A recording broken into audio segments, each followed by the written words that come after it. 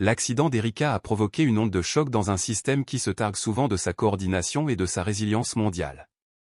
Il ne s'agissait pas seulement d'une panne mécanique, mais d'une rupture ressentie à l'échelle nationale. Les équipages de tout le pays ont été ébranlés, leur routine bouleversée, leur confiance ébranlée.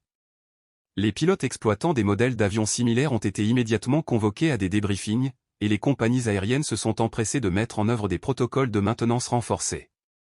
Les syndicats de l'aviation ont exprimé leurs vives inquiétudes quant à la pression croissante exercée sur les pilotes travaillant dans des régions isolées, pilotant souvent des appareils vieillissants dans des conditions éprouvantes.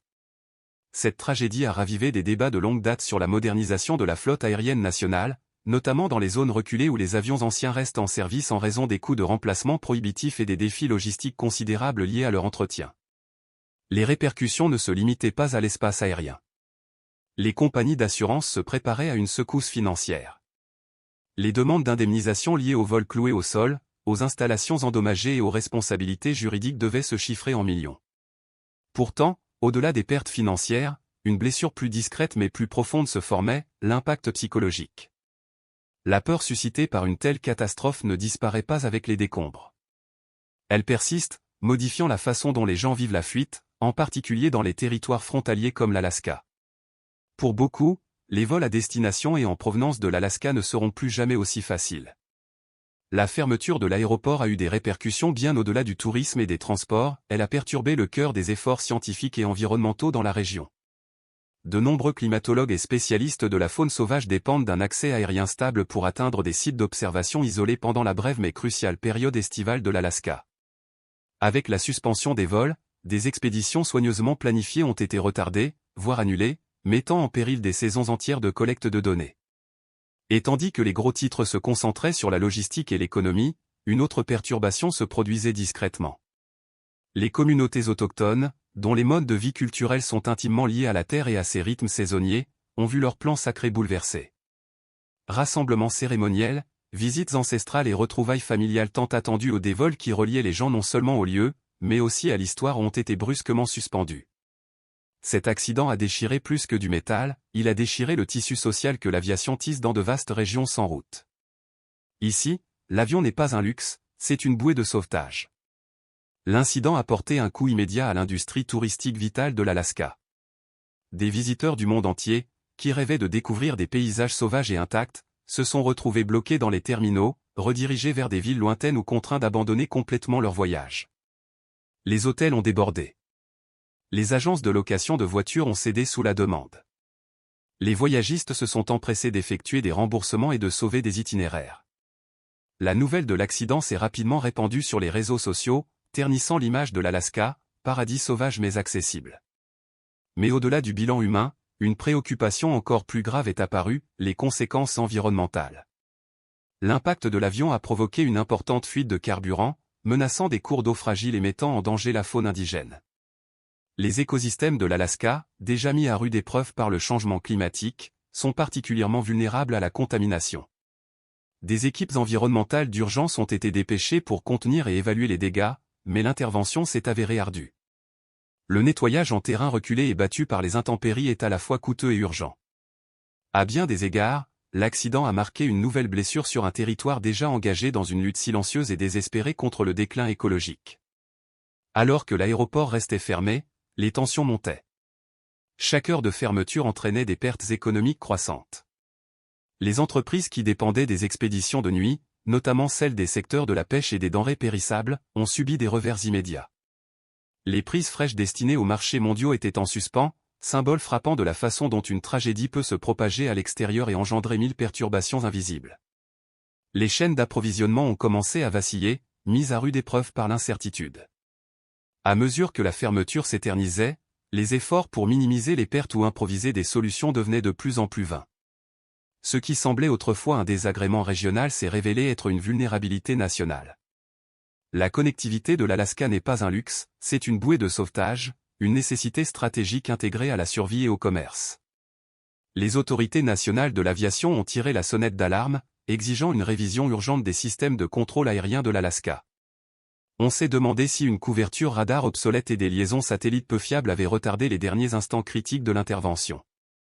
La topographie accidentée de l'État, avec ses montagnes vertigineuses et ses vallées profondes, crée souvent des angles morts, des zones où les avions échappent à la surveillance conventionnelle. La crise a ravivé les appels urgents à investir dans des systèmes de suivi spatiaux avancés, capables d'assurer une surveillance constante, même dans les zones les plus reculées de l'État. L'attention s'est également portée sur la formation des pilotes. Naviguer sur les routes alaskiennes exige plus qu'une simple certification. La météo instable, l'isolement des paysages et l'éloignement des services de soutien augmentent considérablement les enjeux. Les critiques ont fait valoir que les exigences existantes étaient insuffisantes. L'accident a intensifié les appels à des protocoles de simulation améliorés et à des certifications spécialisées adaptées aux défis spécifiques de l'Alaska. Cette tragédie a rappelé brutalement la fragilité quotidienne de l'Alaska, un endroit où l'aviation ne se contente pas de faciliter les déplacements, elle est aussi un facteur de vie. La fermeture d'un seul aéroport a eu bien plus d'effet que l'annulation de vols. Elle a bouleversé les systèmes de survie, perturbé des communautés soudées et paralysé les moteurs économiques. Elle a sonné l'alarme non seulement pour l'industrie aéronautique, mais aussi pour les législateurs, les autorités de réglementation de la sécurité et les planificateurs d'infrastructures. Alors même que l'épave était intacte et que les enquêtes commençaient à peine, l'impact était déjà évident. Chaque piste vide, chaque avion cloué au sol et chaque siège inoccupé dans une clinique d'un village isolé devenait l'écho de ce moment fatal où un avion avait perdu le contrôle. Le ciel immense et ouvert de l'Alaska, autrefois symbole de liberté, portait désormais le poids d'une vulnérabilité partagée. Dans un pays défini par son immensité, la fine couche séparant la sécurité du chaos était soudain et douloureusement visible. Au fil des jours, la fermeture de l'aéroport, initialement une perturbation locale, est devenue un sujet de débat national et international. Les questions de fragilité de l'aviation, de préparation aux situations d'urgence et de résilience régionale ont dominé l'actualité. Le site du crash, figé littéralement et politiquement, est devenu le symbole d'une fragilité systémique. Le réseau complexe d'interdépendance, si souvent invisible, a commencé à se défaire sous les yeux du monde entier. Dans la région environnante, l'activité économique s'est considérablement ralentie. Vendeurs locaux, cafés, bagagistes, chauffeurs de navettes et équipes de maintenance se sont retrouvés à la dérive dans un océan d'incertitude. Du jour au lendemain, leurs moyens de subsistance ont disparu. Il ne s'agissait pas d'une simple perturbation temporaire, mais d'une menace existentielle pour des familles entières. L'aéroport n'était pas qu'un simple point de passage. Il était le cœur économique de la communauté, dynamisant les budgets de la ville, les revenus des familles et les festivals saisonniers. Les répercussions furent considérables. Au-delà des passagers retardés et du fret bloqué, les opérations en coulisses furent également perturbées. Les douaniers, les techniciens de surveillance météorologique et les météorologues aéronautiques essentiels mais souvent invisibles furent mis à l'écart. Les vols internationaux qui s'appuyaient sur l'Alaska comme plaque tournante en route vers le Pacifique ou les postes de recherche arctiques furent contraints de changer d'itinéraire, ce qui ajouta des heures de travail coûteuses et des difficultés logistiques. L'accident a clairement démontré une chose, la logistique moderne dépend non seulement de grands hubs comme LAX ou Heathrow, mais aussi d'avant-postes apparemment périphériques comme ceux d'Alaska. Pour les missions en Arctique, les opérations militaires, la recherche polaire et le transport maritime transcontinental, ces hubs ne sont pas facultatifs, ils sont essentiels. Les cargaisons spécialisées traversent souvent les hémisphères selon des calendriers soigneusement orchestrés. Un transfert manqué n'est pas seulement gênant, il peut faire dérailler des missions entières. Le choc de la tragédie a également attiré l'attention des régulateurs de l'aviation. Les inspections, auparavant programmées à intervalles réguliers, ont été soudainement reprogrammées en masse. Les hangars ont subi des audits surprises. Les carnets de vol et les dossiers de maintenance ont été saisis et analysés. Les avions ont fait l'objet de diagnostics urgents. Le constat est apparu comme une situation de tension systémique, des flottes vieillissantes, entretenues dans des conditions éprouvantes, dont les défauts ont été amplifiés par le crash. À l'intérieur de la tour de contrôle, chaque seconde du protocole était décortiquée. Chaque entrée du journal, chaque transmission radio et chaque signal radar devenaient des preuves cruciales. Les contrôleurs aériens étaient interrogés avec une minutie extrême. Leur réponse était-elle arrivée assez rapidement? Les instructions étaient-elles claires et précises? Le radar reflétait-il la réalité au sol? Les enquêtes ne visaient pas à trouver des coupables, mais à apprendre, à perfectionner les systèmes pour prévenir la prochaine catastrophe. Mais la charge pesant sur ces personnels était immense. Parallèlement à la crise opérationnelle, un lourd tribut émotionnel a été ressenti. Les premiers intervenants, dont beaucoup étaient locaux, portaient le traumatisme de ce qu'ils avaient vu. Pour certains, c'était la première fois qu'ils étaient confrontés à une perte aussi catastrophique. Des équipes de soutien psychologique ont été mobilisées. Des équipes d'urgence d'autres régions ont été mobilisées pour partager le fardeau. L'Alaska a l'habitude de braver les tempêtes et de supporter l'isolement, mais le choc psychologique d'être témoin d'une telle dévastation dans un espace familier et routinier s'est avéré plus difficile à surmonter. Les médias arrivaient par vagues. Les camions satellites encombraient les parkings. Les journalistes se tenaient juste à l'extérieur du périmètre de sécurité, cherchant à apercevoir les débris, protégés par des bâches et des projecteurs. Le monde entier tournait les yeux vers cet avant-poste gelé, et cette attention s'accompagnait de pressions, de rumeurs et de désinformation. Les responsables devaient marcher sur la corde raide, fournissant des informations ponctuelles tout en évitant la panique ou les faux pas politiques. Chaque phrase de chaque point de presse était pesée en fonction de ses conséquences potentielles. Pour les habitants des villes et villages voisins, la fermeture a signifié bien plus que des reports de vol. Elle a menacé leur capacité même à se préparer à l'hiver. En Alaska, l'été est une période cruciale pour recevoir des fournitures au carburant, outils, matériaux de construction, produits d'épicerie acheminés par avion.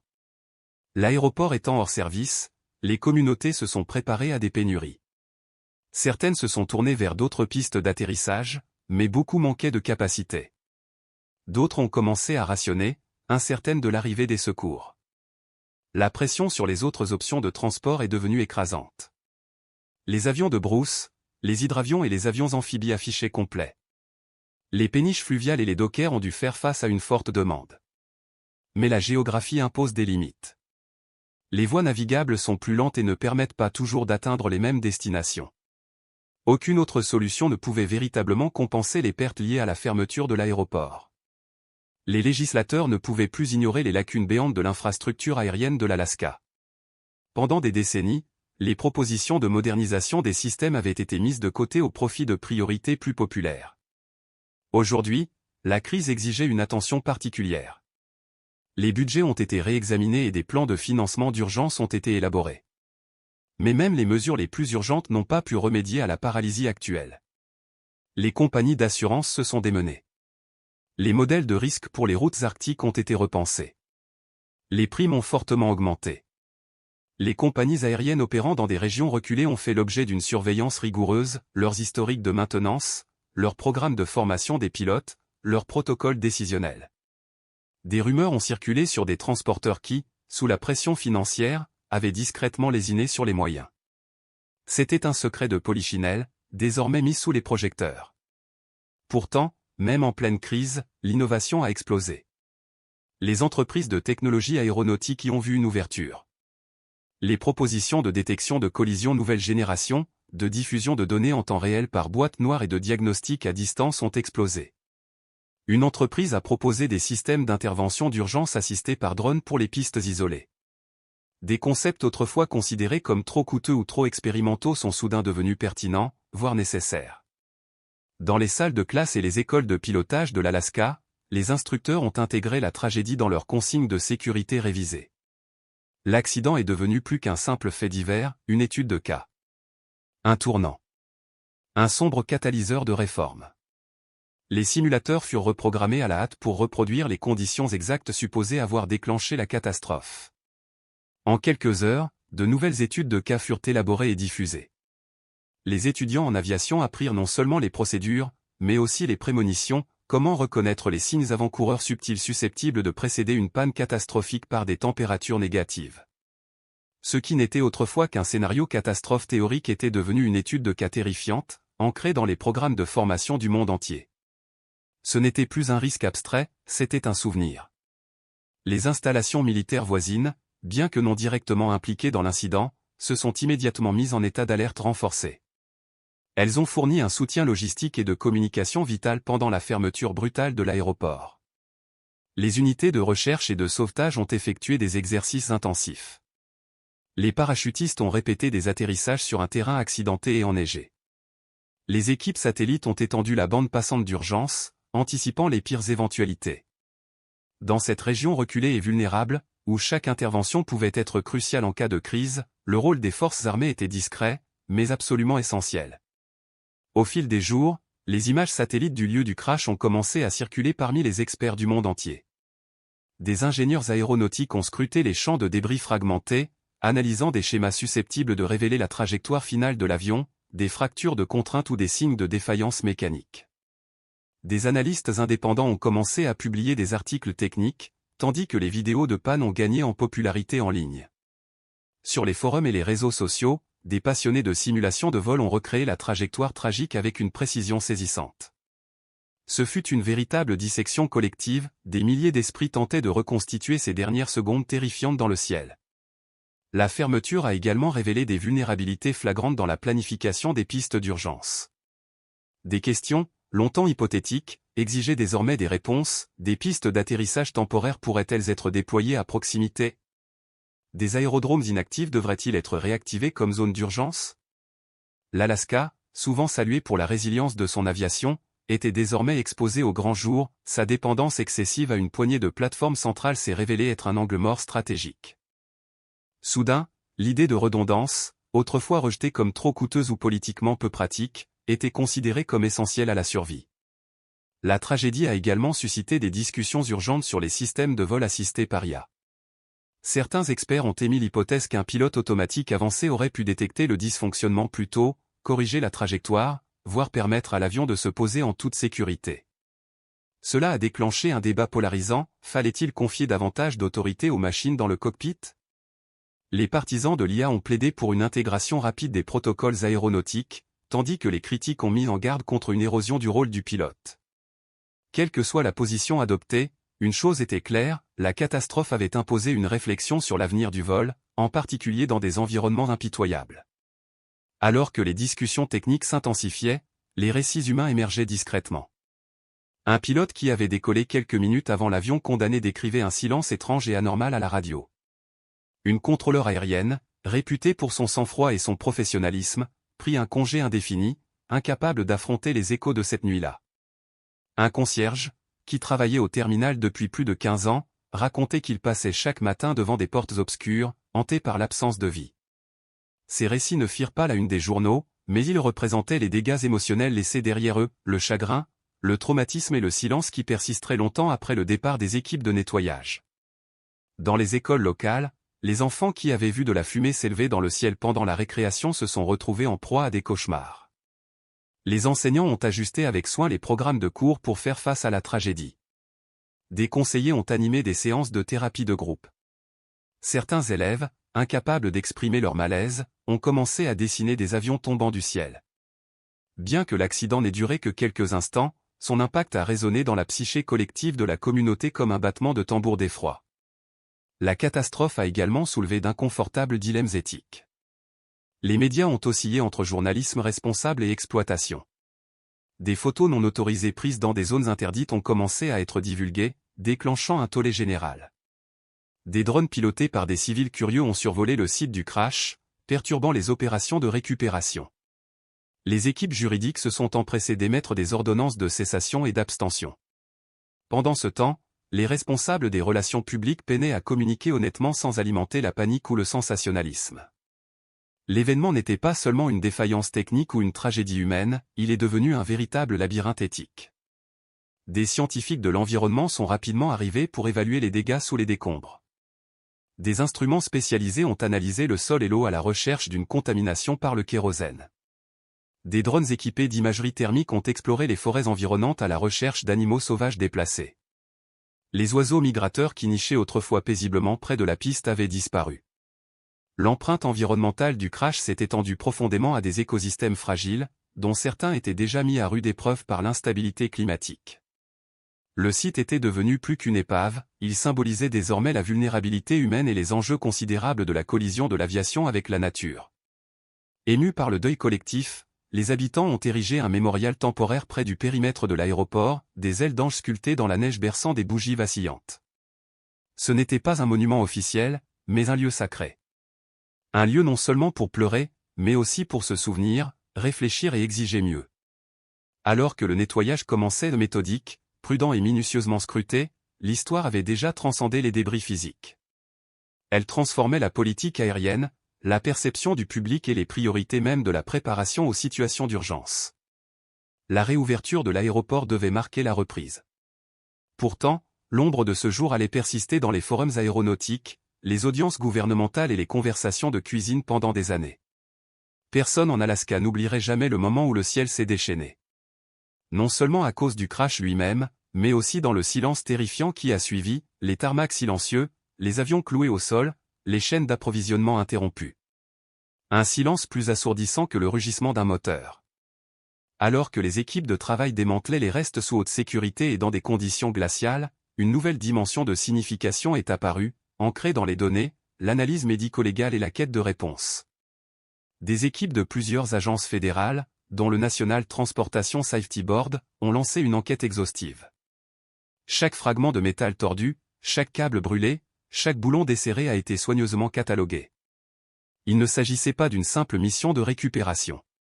Il s'agissait de la reconstitution d'une histoire finale et fatale, racontée en fragments et en flammes. Des spécialistes sont venus de tout le pays, apportant avec eux des laboratoires mobiles et des scanners de pointe capables de détecter des fractures de contraintes microscopiques, invisibles à l'œil nu. Les boîtes noires de l'avion aux 2 unités distinctes, l'une pour les données vocales du poste de pilotage, l'autre pour les mesures de vol ont été récupérées et transportées sous escorte armée vers un site sécurisé. Même en cas de dommages importants, des techniques avancées comme le décodage des ondes ultrasonores et l'analyse des puces électroniques ont souvent permis de récupérer des informations critiques à l'intérieur. Mais il ne s'agissait pas seulement de découvrir ce qui s'était passé, mais aussi d'en découvrir les causes et de déterminer si le problème aurait pu être évité. Les enquêteurs se sont penchés sur les carnets de maintenance de l'avion.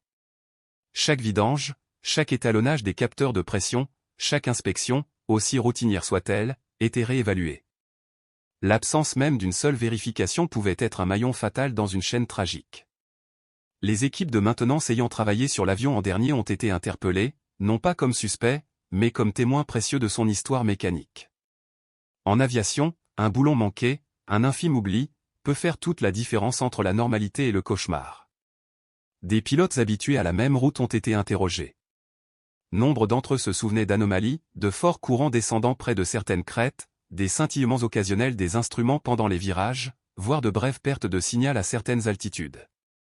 Autrefois considérés comme des anomalies mineures, ces phénomènes étaient désormais considérés comme des signaux d'alarme. À mesure que des tendances se dessinaient, il est devenu évident que, si une défaillance mécanique avait pu être le déclencheur, elle résultait d'une convergence de vulnérabilités environnementales, architecturales et procédurales. La structure même de l'aéroport a été examinée de près. Construit il y a plusieurs décennies et peu modernisé depuis, il n'a jamais été conçu pour la complexité et la densité du trafic aérien moderne. Chaque détail de l'aménagement a été réévalué, longueur des pistes, angle de roulage, emplacement des bouches d'incendie, visibilité en cas d'urgence. Les ingénieurs municipaux ont dû se demander si l'installation était capable de supporter des opérations en toute sécurité dans des conditions extrêmes. Des enquêtes parallèles ont été menées par des experts en assurance. Au-delà des débris visibles, ils ont calculé les dommages secondaires, cargaisons détruites, contrats commerciaux annulés, frais médicaux liés aux interventions d'urgence. Leurs conclusions ont influencé non seulement les indemnisations immédiates, mais aussi les évaluations des risques aériens à long terme dans les régions arctiques et subarctiques. Les réseaux logistiques mondiaux se sont empressés de s'adapter. Les principaux transporteurs internationaux, qui comptaient sur l'aéroport d'Alaska comme point de ravitaillement et de redistribution essentiel, ont été contraints de réorienter des voies de navigation entières. Les denrées périssables, les produits pharmaceutiques, les fruits de mer et même les animaux vivants ont dû emprunter des itinéraires plus longs et plus coûteux. Ces détours n'étaient pas seulement gênants, ils ont perturbé le commerce mondial. Les chaînes d'approvisionnement se sont effondrées. Les accords commerciaux ont été mis à rude épreuve. Des pays situés à des milliers de kilomètres ont subi les conséquences d'une piste gelée. La catastrophe a également ravivé l'attention sur la préparation aux urgences dans l'Arctique. Le changement climatique, paradoxalement, a rendu la région plus accessible, mais aussi plus instable. Dans les climats plus chauds, les fissures des pistes d'atterrissage évoluent sur plusieurs décennies. En Alaska, le dégel du pergélisol peut déformer les infrastructures en une seule saison.